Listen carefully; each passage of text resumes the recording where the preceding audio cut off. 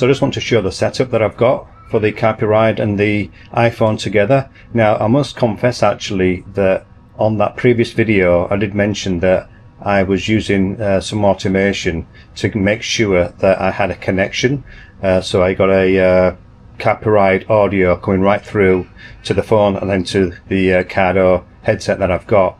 Well, I don't do that actually anymore now, because I found that I didn't have any issues with any dropouts or anything like that. So I'll show you exactly how I've got this set up.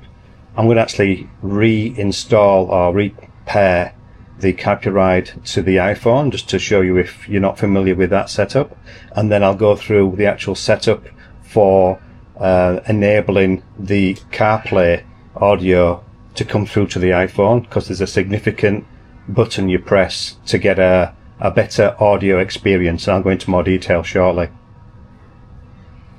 Keys. One key. So I've got my Carpuride set up so it comes on with ignition from the key. I've been able to put a splash screen on there. It's obviously particular to the channel. Anyone can do that. There's a way of doing it. So you'll see on the it flashed up then actually to say pair up. It wanted to pair straight away actually.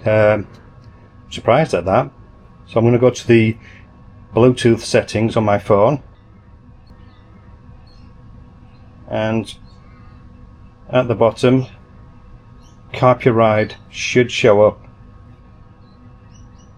Now if it hasn't, then I will actually just press iPlay and maybe it asks for pairing sequence now. Nope.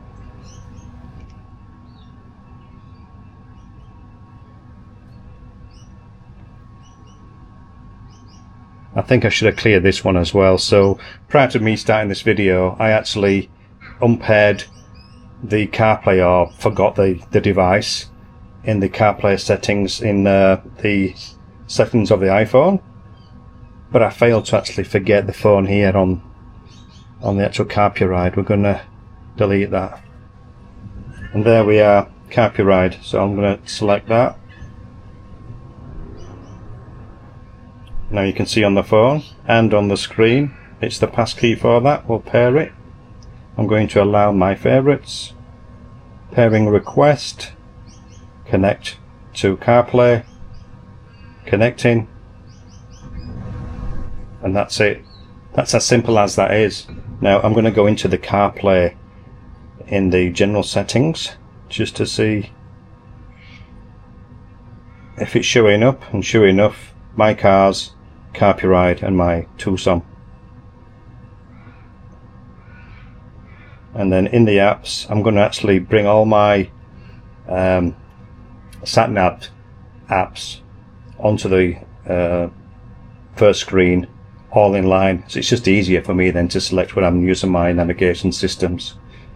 So let's just go in sequence, Google Maps.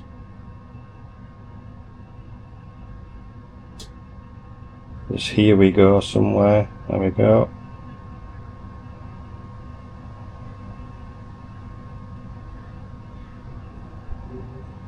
TomTom.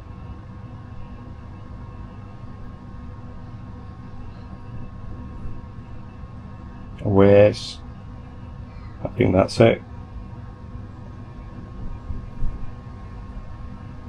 And you can see that on the screen as I've been selecting it on the iPhone. It's gone in order, so we've got Google Maps, here we go, Maps, TomTom, Waze. Excellent. In the widgets I can have a look. I'm going to get rid of the weather. I don't need the weather in the widgets. Don't want the calendar in the widgets. Clock's good to have.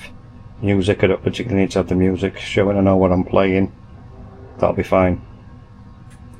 So with the widgets, if you scroll over to the far right, there you go, I've got the clock running.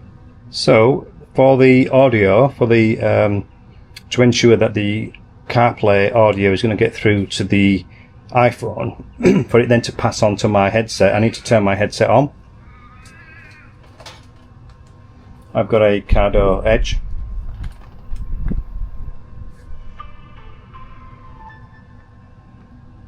Phone connected. So hopefully you heard that saying phone connected. Home. And this is the audio output button. So for the actual settings for a really seamless audio transition between the CarPlay system and to my headset, you want to have the iPlay Auto selected.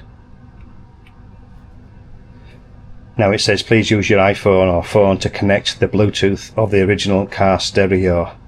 Well, that really doesn't matter when you're using these systems for intercom for your headsets, because that's going to push the audio to your iPhone because they're paired, and then I'm going to obviously have my audio for the headset being pushed from the iPhone to the headset. They're already paired anyhow.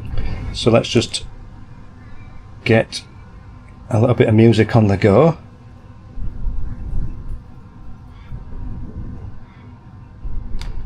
Okay, so if I press play on here now for this song, it should come through the headset.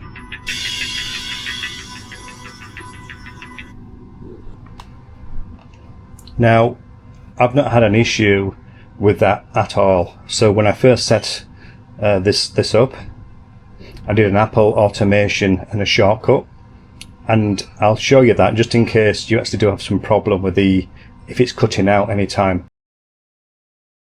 So this will ensure that when you turn on the systems, it will automatically then run the automation. You can have a confirmation in there to know that it's all connected, and then you know full well that you're going to listen to your music or your audio instructions via CarPlay straight to your headset. You were taking my word for it in that other video when I was saying, and I'm getting an instruction. I could have just been saying that, so I just want to show that is the case. So I'm going to go to TomTom actually, because TomTom has a really, in that last video as well, which I haven't mentioned, was called Fixed Sat-Nav Audio. The audio from that, the actual instructions, is a really rich, natural sounding voice.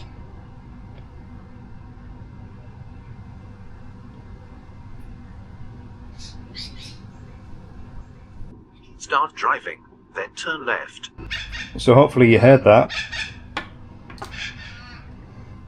So I'm going to show you now, if you did have any bother or you want to ensure that you would always get audio coming through your headset as soon as these systems are turned on. It's a nice, simple process, as long as you're a little bit savvy with tech. Now we're going to add a shortcut. So top right hand corner, you just press the plus button and you can search for them. Now you want playback. Playback destination is the one you'll select. Change playback destination. So this is purely when set playback destination to. So it's saying you want to play music or audio to this destination. Now default is iPhone. I'm going to change that, so you tap on the blue and you'll see there's a selection for iPhone, which I don't want. I want Len Edge. That's my Cardo Edge. So I select that. That's done. So the automation is middle button on the phone. You'll see automation. Click on that. Add a new automation. Hit the blue button. And then you just want to scroll down, because this is in particular to CarPlay. So we select CarPlay. And what we want to do is, when it's connected, so when CarPlay is connected, we want to run immediately, so it does it straight away. And I actually do want to be notified when it does that. If it doesn't connect, it will actually give you a failure message as well. So we select top right hand corner blue button, next. And then we want to just click on the shortcut we've just actually put on there, which is the change playback destination middle blue button there on the right. So when CarPlay connects,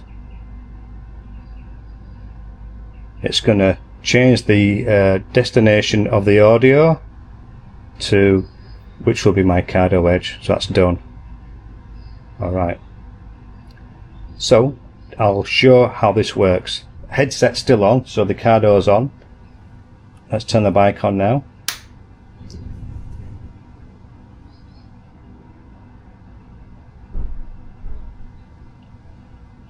And as soon as the CarPlay comes on, you'll see it on the screen. Once that launches, did you see the iPhone launch as well? Turn left.